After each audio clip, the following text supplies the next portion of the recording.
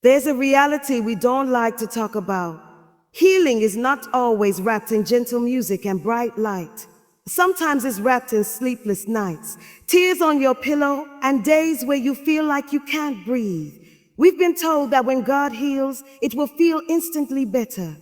But the truth is, many times it feels like breaking before it feels like building.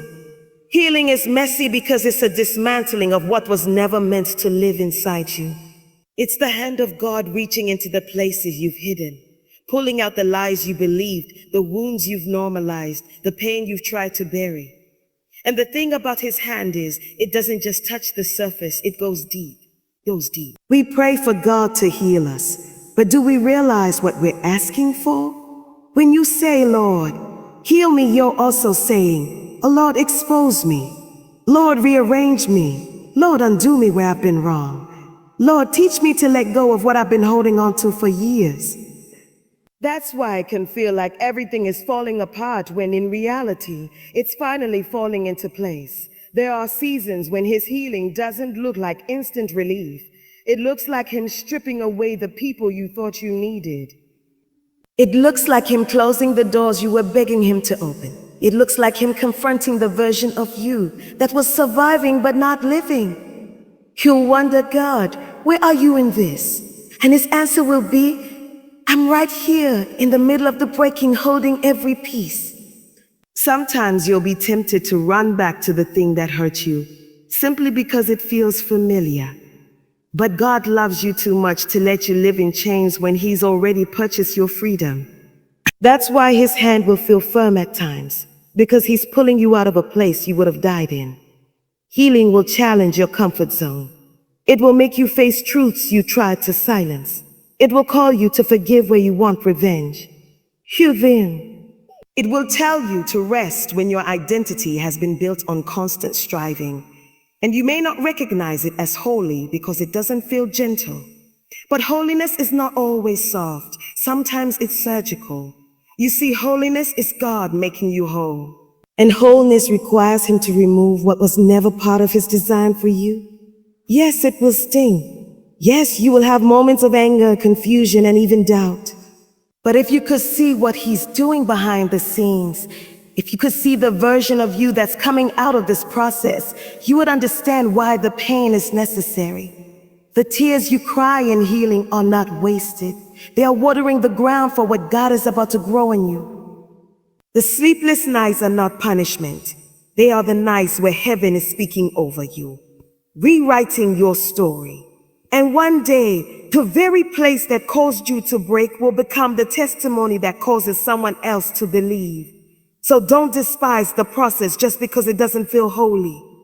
The holiness is in his hand. The holiness is in his presence that refuses to leave you, even when you're at your lowest. The holiness is in his love that confronts your pain so it can no longer control you. You may not feel holy in the middle of your healing, but God's hand is steady. And when his hand is on you, whether it feels like comfort or correction, it is always love. Healing often feels like breaking before building because God goes deep, not just surface level. We want healing to be instant, neat, and painless, but the kind of restoration God does is not a surface renovation. It's a complete reconstruction from the inside out. When he steps into your life to heal you, he is not content with merely removing the symptoms of your pain. He aims to remove the roots that have kept you bound, the hidden wounds that you've learned to live with, and the silent agreements you've made with lies about yourself and about him. And in that process, it can feel like everything you knew is coming undone. When God goes deep, he touches areas you've been protecting for years. You've built walls around these places, walls made of coping mechanisms, self-protection, denial, and even pride. But walls keep out the light as much as they keep out the pain. So when he comes in, those walls have to fall. And when they do, it doesn't feel holy. It feels exposed. It feels raw. It feels like you're losing control of the very things you've relied on to keep yourself safe. That's the thing about true healing. It requires vulnerability. God is not asking for the polished, well-presented version of you. He wants the version of you that cries in the dark when no one's watching. He wants the part of you that still feels like a child longing for comfort. He wants the part of you that questions if you are worthy of love because of what you've been through. And when his presence reaches that deep, your soul knows something is shifting, but your flesh feels the tension of letting go.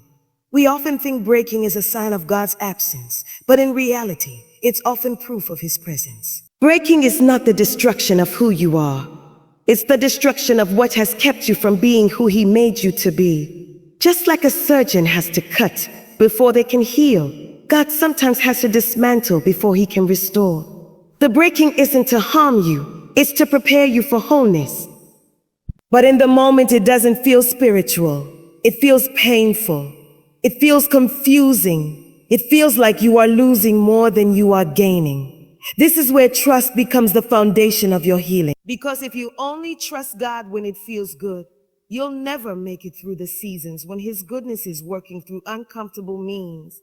You have to know his heart well enough to say, even though this hurts, I know it's for my good. Even though this doesn't look like what I prayed for, I believe this is the answer to my prayer. Trusting God in healing means accepting that he sees what you cannot see and knows what you cannot know. And the deeper he goes, the more he reveals what's been buried. He brings up memories you thought you forgot, pain you thought you overcame, and mindsets you didn't even realize were limiting you. At first, you may think, why is this coming up now? I thought I dealt with this, but the truth is you dealt with it enough to function, not enough to be free.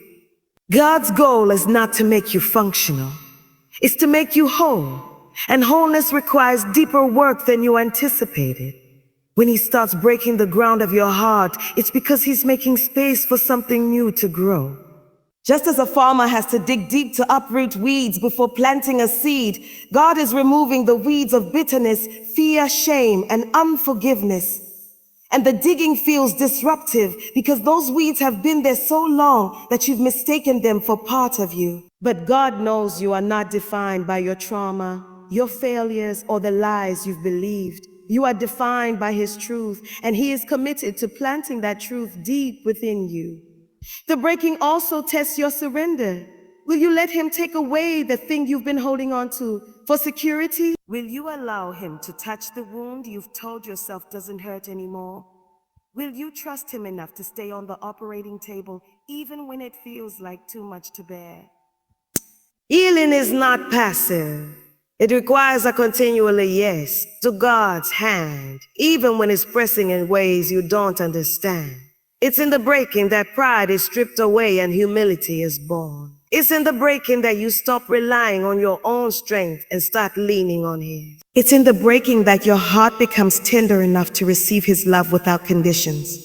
And though it feels like loss, it is actually the beginning of restoration. God doesn't do shallow work. If he only healed you on the surface, the pain would resurface with time. The change is not a curse. It's evidence that God is shifting you into alignment with his plan. But this process also requires your agreement. You can fight to hold on to the people and places he is removing, or you can release them and trust that his plan is not to leave you empty. If you cling to what he's taking away, you will find yourself stuck in a tug of war with the one who knows your future.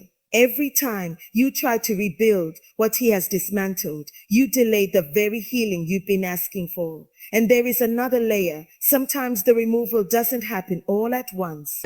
There are seasons where God gradually shifts your circle, slowly changes your desires, gently loosens your grip on what was. This gradual change is just as intentional as the sudden one. He knows how much your heart can bear, and he knows how to lead you into healing without overwhelming you.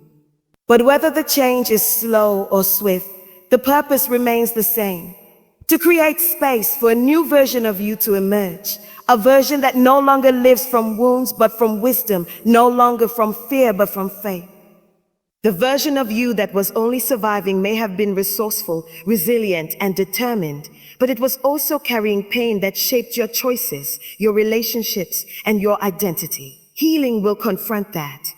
It will call you to stop making decisions based on what hurts and start making them based on what's whole. It will challenge the way you see yourself. Because God is not satisfied with you adapting to dysfunction. He wants to rewrite your definition of normal. In the process, there will be moments when you miss what He removed. You will remember the comfort of the familiar, even if it was harmful. You will wonder if maybe you could have stayed just as you were. But deep down, you will know that something has shifted. You will sense that the ground beneath your feet is no longer the same. And that's because once God has begun His healing work, you can't unknow what He's shown you, and you can't go back to who you were before He touched you. Comfort is not always a sign of God's presence. Sometimes His love feels firm to pull you out of bondage. We naturally associate God's nearness with peace, ease, and blessings flowing without resistance. Bon. And yes, there are moments when His presence feels like a warm embrace, when His voice soothes and His hand rests gently over our lives. But there are also moments when His love takes the form of a push, a pull, a disruption that shakes you out of a place you were never meant to settle in. His presence is not always about keeping you comfortable. It's about keeping you free. Bondage doesn't always look like chains. Sometimes it looks like a job you've outgrown but are too afraid to leave. Sometimes it looks like a relationship that's slowly suffocating your identity, but feels too familiar to walk away from. Sometimes it's a mindset that convinces you to play small because big dreams feel too risky. Is it too risky? These forms of bondage are subtle, and because they don't always come with obvious pain, we mistake them for peace. But God's love refuses to let you stay trapped in anything less than is best for you. So He will apply pressure in the very places you've gotten comfortable, not to harm you, but to move you toward freedom. When His love feels firm, it can be disorienting. You'll look at the situation and wonder why the grace you once felt for it seems to have lifted. What used to be easy now feels heavy. What used to feel right now feels unsettled. This isn't a sign that God has abandoned you. It's a sign that He is stirring your spirit to recognize that where you are now is not where you're meant to remain. The discomfort is not cruelty. It's an invitation to move. Think of the Israelites in Egypt. They cried out for deliverance and God sent it. But before their freedom came, their circumstances grew more intense, more difficult, more unbearable. Why? Because comfort, even in captivity, can make us hesitant to leave. If the enemy can keep you comfortable in your chains, you may never reach for the key. So God, in His firm love, allows discomfort to rise in the very place you've been settling so that you can no longer ignore His call to step out. This firm love will confront the lies you've built your life around. It will challenge the excuses you've used to stay in bondage. It will expose the ways you've learned to adapt to dysfunction instead of confronting it. And when He begins to pull you out, the process can feel forceful, because you may not even realize how deep your roots have grown in a place that's not meant to be your home. You've built routines, relationships, and expectations around your captivity, and now He is uprooting all of it. The pull of His hand may feel like loss, but it's actually rescue. Sometimes His firmness is found in the sudden shifts, a door that closes unexpectedly, a plan that unravels, a connection that ends without warning. Other times, it's in the persistent conviction you can't shake, the quiet voice that keeps saying, "This isn't it," even when everything looks fine from the outside. His firmness is steady and intentional, designed to break the attachments that keep you bound. You may resist at first, because bondage has a way of making itself look like safety. It's familiar, it's predictable, and leaving it means facing the unknown.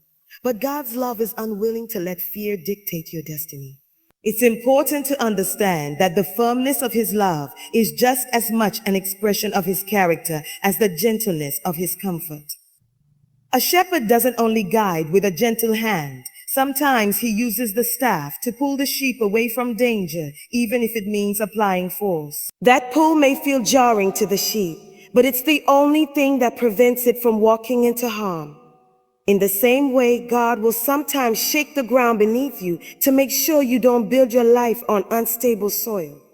The truth is, bondage rarely announces itself as bondage. It often hides under the disguise of something good enough. But God's calling on your life is never for a good enough. His calling is for fullness, abundance, wholeness. So when you feel the firmness of His love disrupting what you thought was stable, it's because He sees beyond what you can see. He knows that settling for comfort now will cost you freedom later. There will be moments when His pull takes you into seasons that feel more uncertain than where you came from. You'll wonder if you made a mistake by leaving. You'll be tempted to go back to what you knew simply because it felt secure. But the journey from bondage to freedom often passes through the wilderness, a place where you have to depend entirely on Him, where your trust is stretched and where your faith matures. The firmness of His love is not to push you into danger, but to lead you into destiny. When you begin to see His firmness as love, you stop interpreting discomfort as abandonment. You start to understand that the tension you feel is a sign of movement, and movement is necessary for transformation. You begin to see that every time He pulled you from something, it was because there was something greater ahead that you could not have reached if you stayed where you were. The same God who comforts you in the valley will also confront you in the places you've settled, because He knows you are made for the mountaintop. Holiness and healing is often surgical, removing what was never part of God's design for you. We tend to picture holiness as soft light, gentle whispers, and peaceful moments, but holiness is also precise, intentional, and at times uncomfortable. When God heals, He is not simply adding good things into your life. He is removing what doesn't belong. That removal can be as delicate and exact as the work of a surgeon, going deep into places you didn't even know needed to be touched. It's not just about feeling better. It's about being made whole in alignment with His original design for you. The surgical nature of holiness means God doesn't operate randomly. Every cut has purpose. Every layer He goes through reveals something that was hindering you. He knows the difference between what is part of who He created you to be and what is the result of pain, sin, fear, or lies that have attached themselves to your identity. These things can become so deeply embedded in how you see yourself that they feel like part of you. But when He begins to remove them, you realize they were never His intention for your life. The process of removal can feel invasive. It can feel as though He is taking away pieces of you, when in reality, He is uncovering the true you beneath the layers of what life has added. Just as a surgeon must sometimes cut through healthy-looking tissue to reach the infection, God will touch areas of your life that seem fine to you, but are hiding deeper issues underneath. This is why His healing can feel disruptive. It doesn't stop at the symptoms. It goes straight to the root. We often pray for God to make us holy, to set us apart for His purposes. But holiness comes with separation from what is unholy. That means there will be habits you can no longer indulge, thoughts you can no longer entertain, relationships you can no longer sustain. Holiness removes, and removal hurts when you've grown attached to what's being taken out. But if it was never meant to be part of you, keeping it will only limit the fullness of your healing. Sometimes the removal isn't from something obviously harmful. It's from something good that was never God's best. We can cling to people, opportunities, or mindsets that are not inherently bad, but they are not aligned with the fullness of His plan for us. In His surgical precision, God can see that even these gooder things are preventing us from stepping into the greater that He has prepared. So He removes them, not to punish us, but to make room for what truly belongs. The surgical aspect of holiness also means there is no rushing the process. Just like a surgeon must work with patience and care to avoid causing unnecessary harm, God works in His timing. He knows the exact pace your heart can handle. Sometimes He works in quick, decisive moments that change everything. Other times He works slowly, layer by layer, letting you heal in stages so you can handle the transformation. We may want Him to be done in a moment, but rushing a surgery leaves room for complications.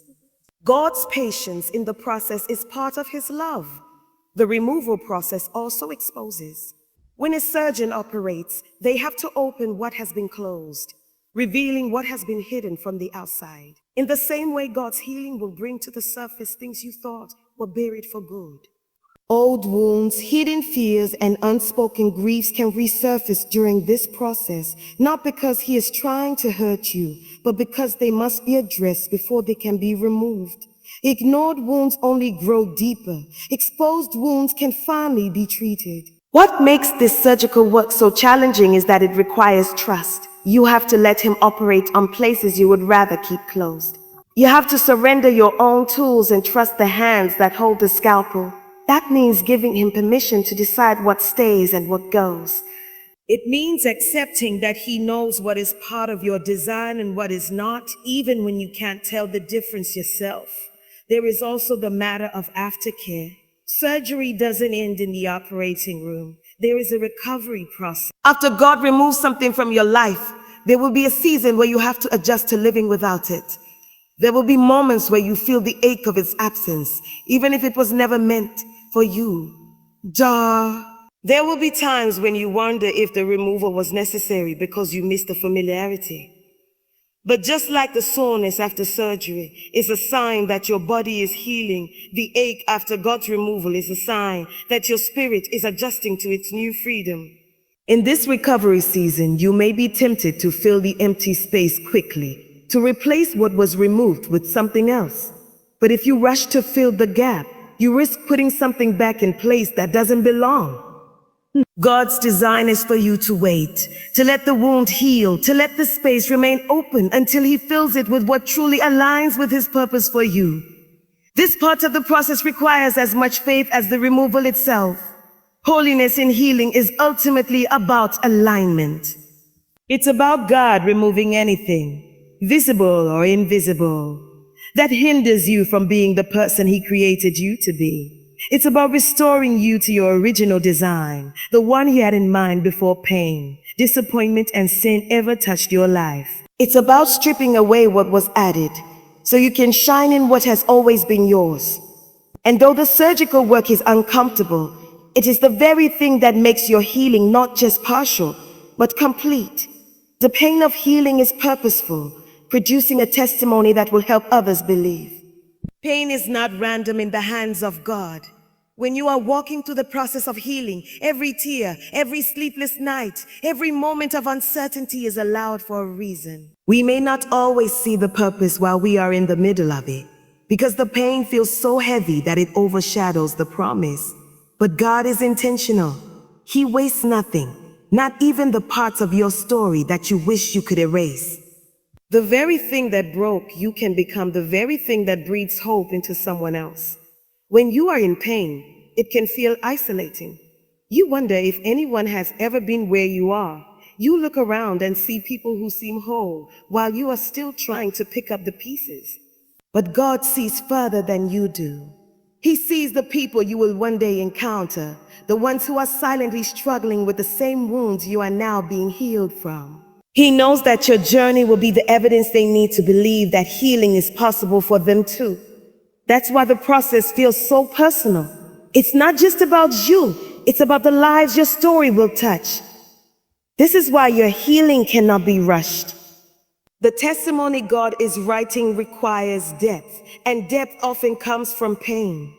Quick fixes produce shallow roots, but the kind of healing God does plants you deep in His truth, so you can stand strong even when the winds of life blow. He lets you walk through the valleys so that you know the terrain well enough to guide others when they pass through it. He allows you to feel the weight of the struggle so that when you speak about freedom, it carries authority. The purpose in your pain also shapes your character. In the process of healing, you learn patience, because breakthrough doesn't come overnight. You learn compassion, because you know what it's like to feel broken. You learn humility, because you realize you can't heal yourself without His power. These qualities are not just for your benefit. They are what make your testimony believable. People can argue with your opinions, but they cannot argue with your transformation. The most powerful testimonies are not the ones where nothing went wrong, but the ones where everything fell apart and God still put it back together. Your scars become your evidence. They show that yes, you've been through something real, but you've also encountered a God who's greater than the pain. And when you share those scars, not as open wounds, but as healed places, you give others permission to hope again. The pain is also purposeful because it teaches you dependence on God. When everything feels fine, it's easy to rely on your own strength, your own plans, your own understanding. But when you're in pain, you reach for something beyond yourself. You cling to his promises, you listen for his voice, you lean into his presence in a way you might not have otherwise. That intimacy with him becomes part of the testimony too, because you won't just be telling people what he did, you'll be showing them who he is. Is that who he is? In time, the purpose in your pain becomes clearer. You start to see the connections between your story and the stories of others. You begin to recognize divine appointments, moments where you are exactly where you need to be to encourage someone else. You realize that the advice you are giving now comes from a place of real experience, and you watch as the very thing that once made you feel weak now becomes the platform from which God displays his strength. Even the emotions you struggled with in the middle of your healing, anger, confusion, grief, become tools in God's hands. They make you relatable. They allow others to see that you didn't have to be perfect to be healed, you just had to be willing. They show that healing is not about pretending you were never hurt, but about letting God transform the hurt into something holy. This is why the testimony matters so much. When someone hears what God has done in your life, they are confronted with the possibility that he can do it in theirs. Your story becomes a bridge between their current pain and their future hope. And in sharing it, you fulfill part of the very purpose for which you endured the process in the first place. So even though the pain of healing can feel unbearable, it is not without meaning. God is shaping you, preparing you, and equipping you in ways you may not see yet. He is writing a story that will outlast the momentary discomfort and will echo into the lives of others for years to come. The tears you cry now will water faith in someone else later. The prayers you pray in desperation will become the wisdom you speak into someone's uncertainty. The days you thought you wouldn't survive will become the proof that God is still a deliverer, still a healer, still a restorer of broken things. And when you stand on the other side, telling your story with the joy and peace only he can give, you will understand it was worth it. Because your pain was not wasted, your healing was not in vain, and your testimony will be the reason someone else dares to believe again.